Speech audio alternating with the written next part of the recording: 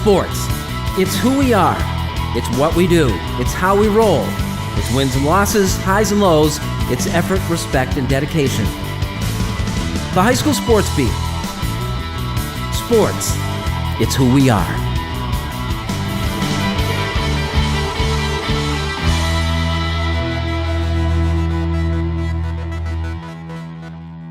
Hello, everyone, and welcome to the High School Sports Beat. I'm Dave Yates.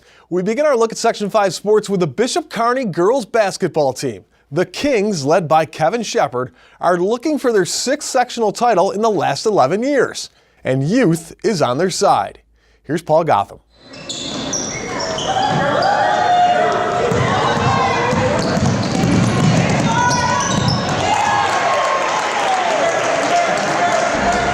With a record of 18 wins and 1 loss, the Bishop Kearney Girls Basketball team rolled into sectionals undefeated against local teams. The reigning AA champs have their sights set on adding to their trophy case. Boasting 4 players averaging double-digit points per game, Kearney creates matchup problems for opposing defenses.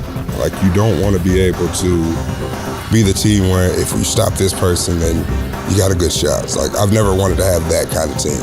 I never expected to have 4 people averaging double figures. But, I mean, they like each other. They play hard. They move the ball. And nobody cares who's the leading scorer. Like, they all want to win. Latoya Baker, Mariana Freeman, Taylor Norris, and Sanaya Wilson. 4 players scoring 10 or more points per game. Add to that Kaya Good, who has put together several games in double figures. And Kearney has as powerful of an offense as there is in Section 5. They're always trying to figure out who's got it going, who's hot. And so sometimes you can start a game and everybody is, just keep doing that. It's like, who should we get the ball to? Like, anybody. Well, we all have the same mentality, just to kill. And me personally, my passion for the game, and I'm pretty sure my other teammates are passionate about the game as well. We just play to the best of our abilities, and we also play smart too. If it's not our night, we accept the fact and we pass it to the hot man.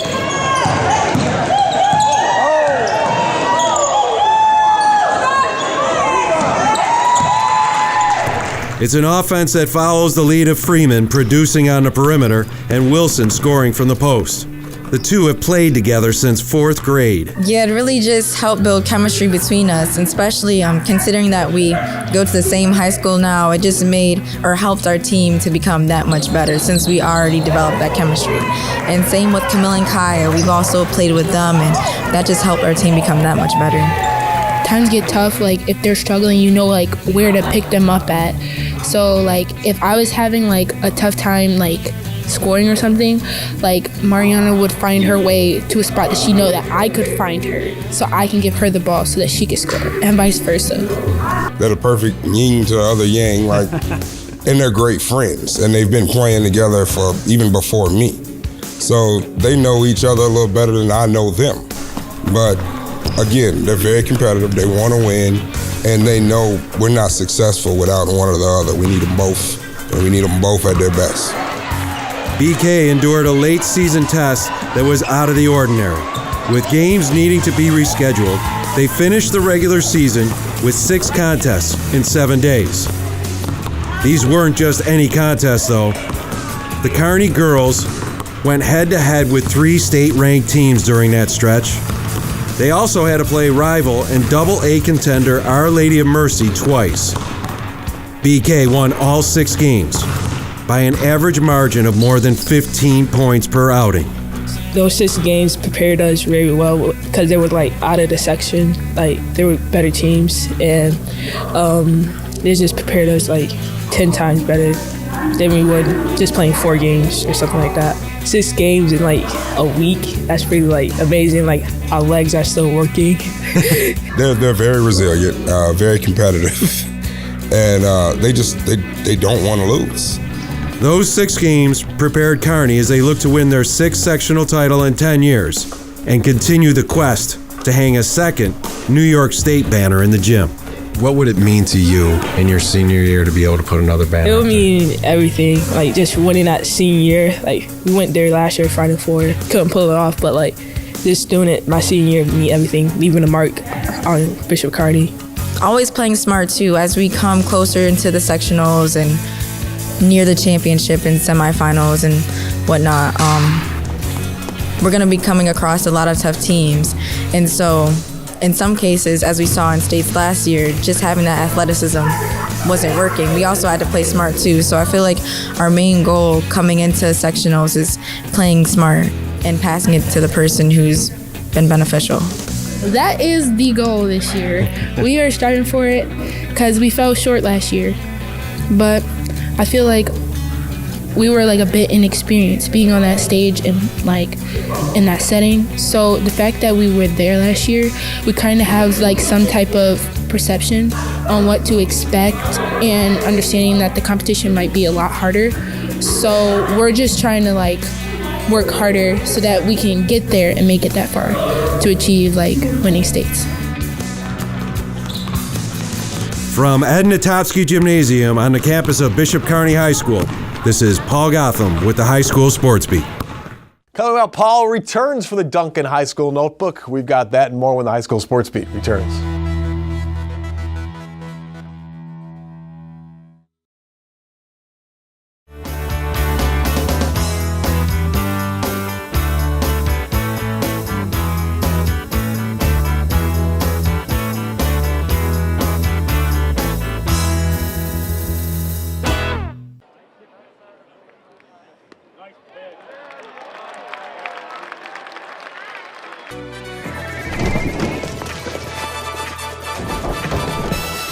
Get 2 for 2 egg and cheese wraps, 2 for 4 bagels with cream cheese spread, and 2 for 5 bacon, egg, and cheese croissants with Dunkin' Go-Tos. America runs on Dunkin'.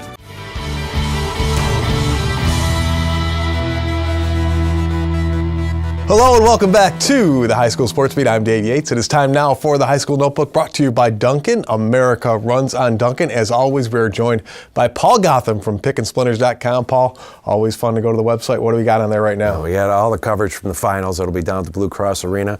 We'll get everybody ready for regional previews. We'll have all the qualifiers. We'll have previews of those and then take you into Far West Regionals, which will be a great time of year. Paul, we're talking upsets, or are we talking upsets? How do you look at it? Well, certainly, our first full weekend of sectional basketball was quite an exciting one. We had a lot of thrilling stuff. Hilton and UPrep, though, before we even get started with it, Hilton did have a chance to send that game into overtime, which gets kind of lost in the whole mix. But it's easy, you know, when you look at that game and you're evaluating the outcome of that game. We're conditioned to think about the seedings in high school the same way we think about college basketball when the NCAA tournament comes out, and it's really very difficult. I think that sets us up for failure if we look at it that way. Because when you take a look at UPrep and their schedule, they played 11 teams this season who were state ranked at one time. Do you want to know how good UPrep is? Go ask Terry Nowding and Gates Chilai, because they lost 3 games this year. One of those games was to UPrep. Last year they entered the sectionals with a 5-game winning streak, and they lost to UPrep. So those guys, they've only lost 4 games in the last 20 or so, and 2 of them are to UPrep. So that's a really good team. Another, you look at UPrep, a little nugget that not many people know. They were supposed to play the Park School out of Buffalo twice this year. Park School, number 2 in the state Class A. They were supposed to play them twice. They played the opening game at Park School. The second game, Park School was supposed to come here. That game was postponed, not because of weather, but because Park School had guys injured. And it was credit to DeMond Stewart, the head coach at UPrep. He wanted to play Park School when they had their full complement of players, because he told me, we want to be tested when it comes sectional time. But the message here is Park School didn't want to come and play UPrep without their guys, because they knew how good UPrep is. So UPrep knocking off Hilton should not be a surprise, I guess. It should not have been a surprise that game came down to the last minute of play. Ja'Kai Lucas, UPrep, people overlook what Ja'Kai Lucas has done all year. The kid has averaged 26 points a game against that schedule. He's scored over 1,500 points in his career. The kid is vastly overlooked, I think, in the overall landscape of the top players in Section 5. And UPrep is that good of a team. And don't be surprised when we're writing an article about them after the finals. Switching gears now, let's talk a little baseball. Of course, what else are we going to talk about this time of year, right? It's funny to talk about baseball in the first weekend of March, but our Section 5 guys continuing to do us proud, going beyond Section 5. We had opening weekend Division I baseball. Maryland plays Maine, which means Ben Cowles is a Terrapin now. Newark's Ben Cowles is a Terrapin now, playing against Fairport's Mike Sabatine. Both of them collected their first hits in the series, which is great to see those guys going on and doing well. And Ernie Clement continues to impress, gets called up and plays in a Major League spring training game with the Cleveland Indians. He also collects a hit. Baseball's upon us. It's going to be a great time of year, and our guys continue to prove themselves beyond Section 5, which is great. Well, thanks, Paul. Always great stuff. We are back with more of the High School Sports Beat right after this.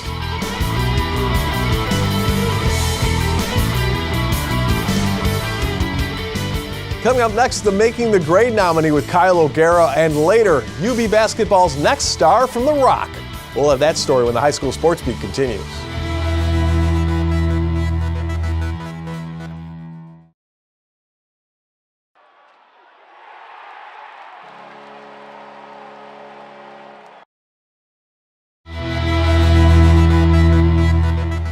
Welcome back, and thank you for watching the High School Sports Beat. I'm Kyle O'Gara. Making the grade this week is Greece Arcadia senior Ryan Carker. Ryan is an all-Greater Rochester athlete in both soccer and indoor track. On the field, Ryan was a captain of the Titans and voted the team's most valuable defender for the season. Ryan topped off his senior year with an appearance in the Section 5 Exceptional Senior Game and a first-team selection for all-Greater Rochester. For indoor track, Ryan is a triple sectional champion in the 300, 600, and 4x4. Ryan currently holds the school record and qualified for states with his time in the 600, and is a member of the record-holding 4x4 and 4x8 relay teams. In the classroom, Ryan is an outstanding student and upholds a GPA above 90%. This week, Ryan Carker is making the grade. If you have a student in mind for our Making the Grade segment, we want your nominations. Send them into info@classywolf.com. And now here's Dave in the McArdle Section 5 Spotlight. Well, thanks, Kyle. Here are some of the athletes, teams, and coaches making news in this week's Section 5 Spotlight, brought to you by McArdle's in Fairport. Come home to McArdle's. Congrats to Hilton Cheerleading on winning the Section 5 Division I championship again. It's on to states for the cadets, as well as the other Section 5 champs, Eastridge and Fairport. Congrats also to Section 5 Wrestling, which won 7 state titles last weekend. Anthony Noto from HFL won his 3rd straight, and Hilton had 4 champs to set a record, including 4-time state champ Greg Diakomahalis, joined by Gregor McNeil, Ryan Burgos, and Sam Dupre for the cadets. Victor's Alex Sampson took the 132-pound title, and Palmac's Jay Schaefer won the Division II state title at 99 pounds. And finally, lacrosse season is underway, and Victor grad Emily Hauerschuk made the game-winning goal for 7th-ranked Syracuse in a big 15-14 overtime win over 5th-ranked Northwestern. Emily was All-ACC first team last year and led the Orange with 53 goals. Well, up next, the Inventors and the electrifying Dyaisha Fair. We'll have her story when the High School Sports Beat continues.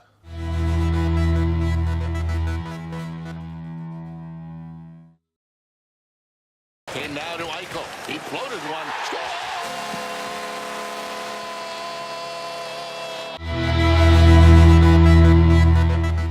Hello and welcome back to the High School Sports Beat. I'm Dave Yates. This segment of the High School Sports Beat brought to you by the Injury Free Coalition and our friends at Leo's Bakery and Deli. Please remember to always wear your seatbelt in the front and back seats and to focus only on driving when behind the wheel of a car. This message courtesy of the Injury Free Coalition for Kids Smart Teen Driving Program and our friends at Leo's Bakery and Deli. Dyaisha Fair emerged on the scene as a 9th grader at Edison Tech, and some 2,000 points later may go down as one of the best girls basketball players in school history. Before she heads to the University of Buffalo in the fall, there's still something to accomplish with the Inventors. Here's Paul Gotham. Give it a DJ. Give it a toppy. Swing it. Slide it.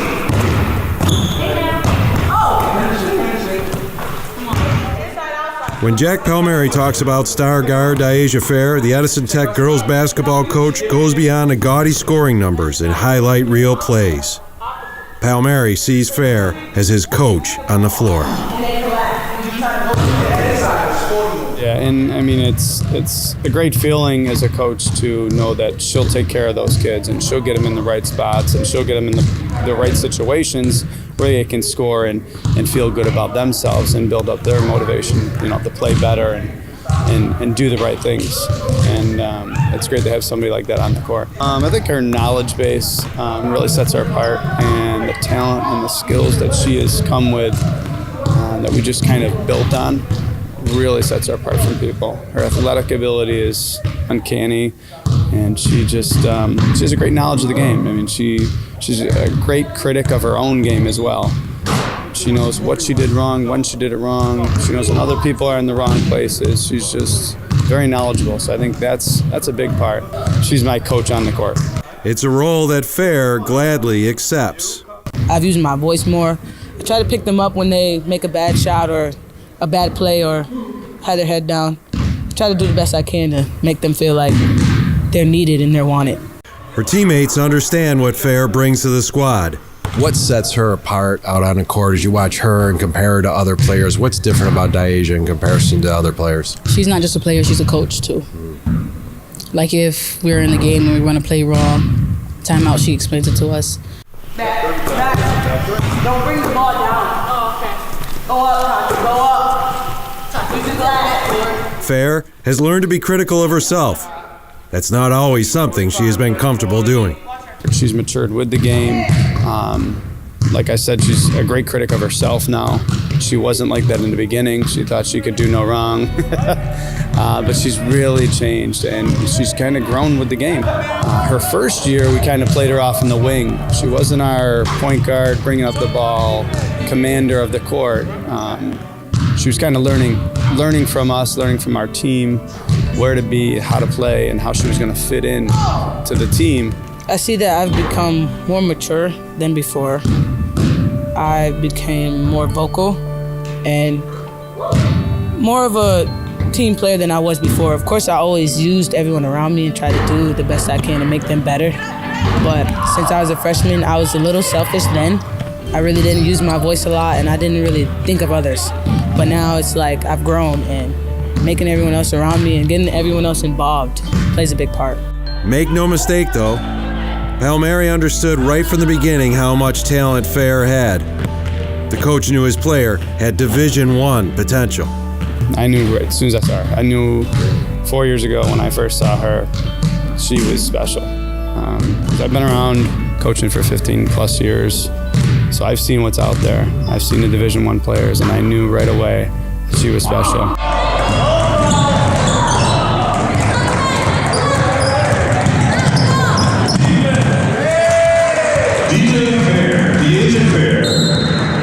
Palmieri helped with the recruitment process.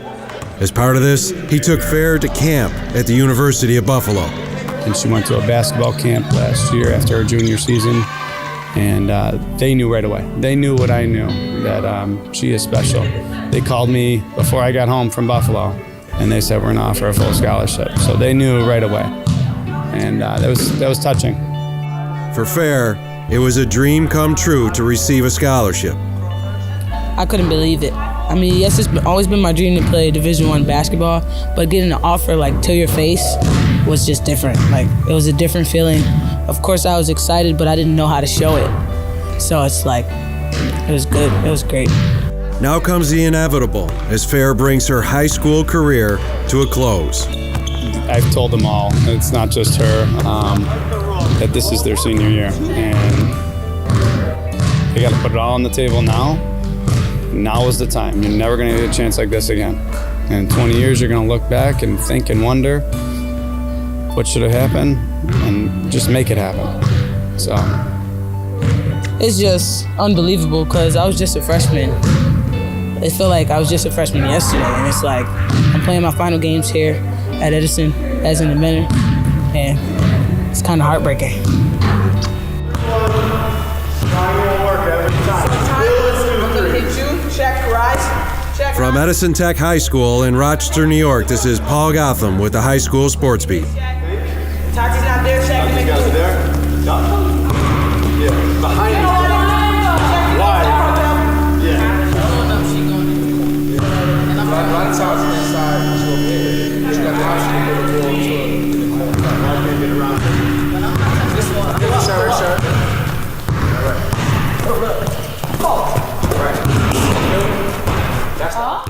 We'd like to thank our sponsors and especially the athletes, teams, and coaches who make the Sports Beat possible.